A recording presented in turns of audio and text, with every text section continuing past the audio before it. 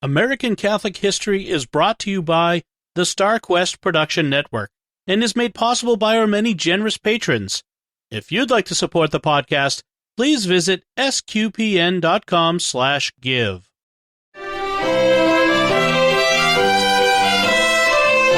Hello and welcome to American Catholic History.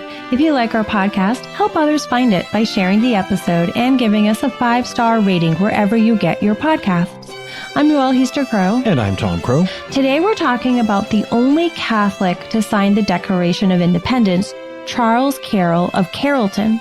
He's not one of the more well-known of the Founding Fathers, but he's certainly one of the most important. Right. Normally when we think about the Founding Fathers, we think George Washington, Ben Franklin, Thomas Jefferson, John Hancock, James Madison, Patrick Henry, and a handful of others. But Charles Carroll doesn't jump to mind in the same way, and that's odd considering his contributions and a few circumstances about his life. For one, he was, by all accounts, the wealthiest man in the colonies at the time of the Revolution.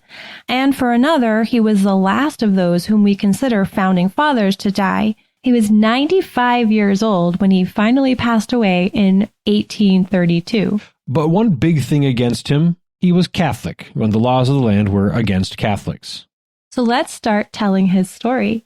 His father was also Charles Carroll, as was his grandfather. As was his son, and this caused confusion. So all four of them are identified by something added to their name. So since the first Charles Carroll was the one who came over from Ireland in 1659, he is known as Charles Carroll the Settler. Then his son was born and raised and lived his life in Annapolis, so he is known as Charles Carroll of Annapolis. Then the Charles Carroll of our discussion was given the Carrollton estate by his father when he came of age, so he started signing his name Charles Carroll of Carrollton, and then finally his son was known as Charles Carroll of Homewood, which was the estate Charles Carroll of Carrollton gave to his son as a wedding present. Anyhow, so Charles Carroll of Carrollton was born in 1737 in Annapolis in the colony of Maryland. His family was already fabulously wealthy when he was born, and they were Catholic. At this point, Maryland's laws prohibited the Mass to be celebrated publicly, and Catholics couldn't build churches in public places, but they could have chapels on their own private lands outside of town, and Mass could be offered there. This was the arrangement for the Jesuits at the White Marsh Plantation near present-day Bowie, Maryland. Catholics were permitted to own land, obviously. The Carrolls owned many thousands of acres in different parts of the colony, but Catholics could not hold office or hold a commission in the military. Charles was his parents' only child, and his early education was at a Jesuit academy on Maryland's eastern shore. For those not accustomed to Maryland geography, this means the part of Maryland to the east of the Chesapeake Bay. Annapolis is on the western shore of the bay.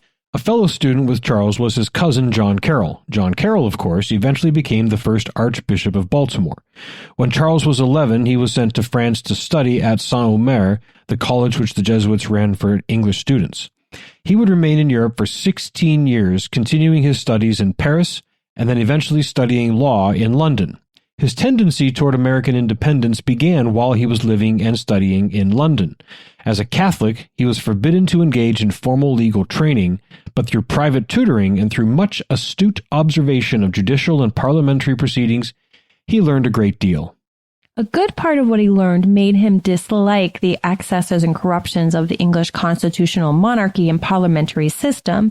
As early as 1763, when he was only 26, he was recognizing that the approach and attitude that the English took toward the American colonies would compel the colonies to move for independence. He sent copies of various pieces of proposed legislation and legal literature back to his father with his well-educated thoughts about what it all meant for relations between England and the colonies. With this education and experience in hand, he returned to Maryland in 1765. It was at this point that his father gave him the 10,000-acre Carrollton estate in Frederick County, which is in north-central Maryland. He built a manor house there, which still stands today, but he never lived there full-time. He would just stay for a weekend or a month at a time. He lived most of his life at the enormous Carroll family estate Doregan, which is near Ellicott City, due west of Baltimore. But Carrollton was his, so that was enough to use it as his moniker. He married a cousin, Mary Darnall, and they had 7 children, though only 3 lived past infancy, and Charles was his only surviving son. So with all of that as basic biographical information, somewhat setting the stage, let's talk about his activities in the lead up to the revolution. Yeah, he mostly stayed out of politics for the first few years after he returned, getting accustomed to managing an estate and being a married man. He moved in social circles that exposed him to political movers and shakers, and he became acquainted with a group called the Independent Whigs. As a Catholic, he was forbidden to practice law, but he was able to have influence through relations and with his pen. In 1773, when the governor of Maryland, and remember, this was the royal governor, not the one elected by the people, when the governor of Maryland decided to impose new fees on the people of Maryland, Carroll took up his pen and, under the pseudonym First Citizen, penned anonymous articles for the Maryland Gazette, arguing against these fees, which he identified as taxes, and he argued forcefully that only the people should have the power to levy taxes upon themselves. He was opposed by a powerful provincial official named Daniel Delaney, who wrote under the name Antillon. Carroll was having the better of the argument, and in anger, Delaney, who knew that Carroll was First Citizen, began including invective and anti-Catholic language in his articles. Carroll did not take the bait, but rather ended the argument by noting that when Antillon resorted to, quote, virulent invective and illiberal abuse, we may fairly presume that the arguments are either wanting or that ignorance or incapacity know not how to apply them, unquote. The governor's new fees were defeated in the Maryland legislature. This exchange seemed to galvanize Carroll into political activity, and he began serving on various independence-minded bodies. In 1774, in a major development, he was elected by the people of Anne Arundel County and of Annapolis to represent them in the provincial council. By this act, the century-old laws that prohibited Catholics being elected to anything in Maryland were set aside. In October of 1774, in protest of the British excise taxes on tea, Carroll supported the destruction of the ship the Peggy Stewart in Annapolis Harbor, actually giving the order, "Gentlemen, set fire to the vessel and burn her with her cargo to the water's edge." So Annapolis had their own kind of tea party. It seems so. Things heated up, so to speak, toward a war for independence in 1775, and Carroll was elected to or appointed to a number of committees and bodies that drew up governing documents and established plans for the Maryland colony to defend itself in the event of armed conflict. In 1775, he was elected to be a delegate from Maryland to the Continental Congress meeting in Philadelphia. This led to his being appointed as a commissioner to Canada, along with Benjamin Franklin and Samuel Chase. We talked about this commission in episode 3, way back when. They were sent to Canada to seek an alliance with the Canadians against the British Crown. Carroll was included because he was Catholic, as were the Canadians, and because he spoke French and 4 other languages fluently from his years studying in Europe. A quick side note, due to his education in Europe, he was actually the most highly educated person who signed the Declaration of Independence. The commission set off for Quebec in late winter 1776, but the trip was a failure. This was not, however, due to Carroll's lack of aplomb and grace. You'll have to listen to episode 3 to find out more about what happened. Yep.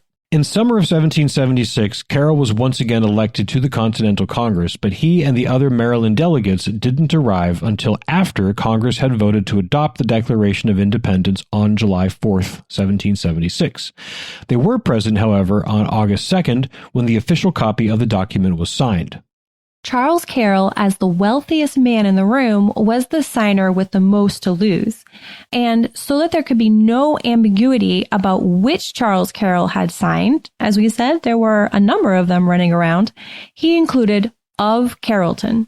Also during that Congress, he was appointed to the Board of War, a very important body that had a good deal of oversight of the supplying and execution of the war. It was actually out of this body that the infamous Conway Cabal developed, which was a coup attempt against General George Washington. We mentioned this in episode 52 on General Washington's Catholic aide-de-camp John Fitzgerald. Fitzgerald was instrumental in helping Washington to quash the Conway Cabal. I wouldn't be surprised if Carroll helped him in that effort. In 1776 and 77, Carroll helped to write the Constitution of the state of Maryland and made sure it included healthy religious liberty provisions. He left the Continental Congress in 1778 to become a state senator in Maryland. He served as a state senator until 1801, serving as president of the Senate for a number of years. He also was elected to the U.S. Senate from Maryland in 1789, but he had to resign that seat in 1792 when a law was passed prohibiting people from serving in office at both the federal and state levels simultaneously. He believed in a strong central government, but he preferred to work at the state and local level. Carroll retired from political and public life in 1801 to focus on his family and business affairs. One issue, however, that continued to trouble him greatly was slavery. As he inherited his estates, he also inherited many hundreds of slaves. He treated his slaves well, but he very much did not like the institution of slavery, at one time writing in a letter, "Why keep alive the question of slavery? It is admitted by all to be a great evil." He did not free his slaves, but he did introduce legislation to abolish slavery in Maryland. It did not pass. Then, when he was 91 years old, he joined and served as president of the American Colonization Society's branch in Maryland.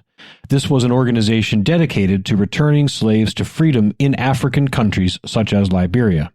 He invested heavily in commercial infrastructure projects such as canals and railroads. His last public act was to lay the first stone, or the cornerstone, of the Baltimore and Ohio Railroad. He was a major investor in the railroad, and he served on its first board of directors. When Carroll died in 1832 at 95 years old, he was the longest-lived signer. Only two others made it into their 90s, and he had outlived all other signers of the Declaration of Independence by 6 years. The last two prior to him to die were Thomas Jefferson and John Adams, who both had died on July 4th, 1826. In that year, 1826, Carroll said he was, quote, "grateful to Almighty God for the blessing which, through Jesus Christ our Lord, he had conferred on my beloved country in her emancipation, and on myself in permitting me, under circumstances of mercy, to live to the age of 89 years, and to survive the 50th year of independence adopted by Congress on the 4th of July, 1776. He died on November 14, 1832, at his daughter and son-in-law's home in Baltimore, which is where he had spent his final years. His funeral was in the Cathedral of the Assumption in Baltimore, that magnificent church that we know as the Baltimore Basilica. His legacy includes counties named after him in 12 states, plus many towns and cities. One of Maryland's statues in Statuary Hall of the U.S. Capitol depicts Carroll, and 5 historic homes associated with him are still standing. His family estate, Doregan, which is where he was buried, it is a National Historic Landmark and is open to visitors. Yeah, and hopefully that will be on our itinerary when we do our Catholicism in Colonial America pilgrimage. Dates not available yet, but hopefully coming soon. Absolutely. It'd be a great time there, too. Homewood, which was the estate and house built by his son, Charles Carroll of Homewood, which is now a museum on the campus of Johns Hopkins University. His father's house in Annapolis still stands and is a museum, and on its grounds, the first Catholic church was built in Annapolis in 1852, the very lovely St. Mary Church. The Baltimore mansion where he died, which is a museum today, and finally, the manor house he built at Carrollton. It is in private hands. But his more important legacy is a country grateful for his bravery and his Catholic leadership. Though he had so much to lose, Charles Carroll of Carrollton was willing to risk it all to help our country gain its independence. And he did it with a firm conviction that good Christian morals were of the utmost importance. Concerning the moral foundation of government, he said, "Without morals, a republic cannot subsist any length of time. They therefore who are decrying the Christian religion, whose morality is so sublime and pure, and which ensures to the good eternal happiness, are undermining the solid foundation of morals, the best security for the duration of free governments." This has been American Catholic History. If you enjoy American Catholic History, please become a supporter. We've got great perks for supporters. Get information on how to become a supporter and the perks at americancatholichistory.org/support. Also on our website, sign up for our newsletter, learn more about today's topic, see about our pilgrimages, and find other great stories from American Catholic history. We also love the great reviews our listeners leave. Those and the 5-star ratings help others find us. You can email us feedback, questions, tips for episode topics, or other comments at feedback@americancatholichistory.org. You can find us on Facebook at facebook.com/American Catholic History, on Instagram at ACH_podcast, and follow us on Twitter at ACH1513. I'm Noelle Heaster-Crowe. And I'm Tom Crow. Thank you once again for joining us on American Catholic History, made possible by listeners like you.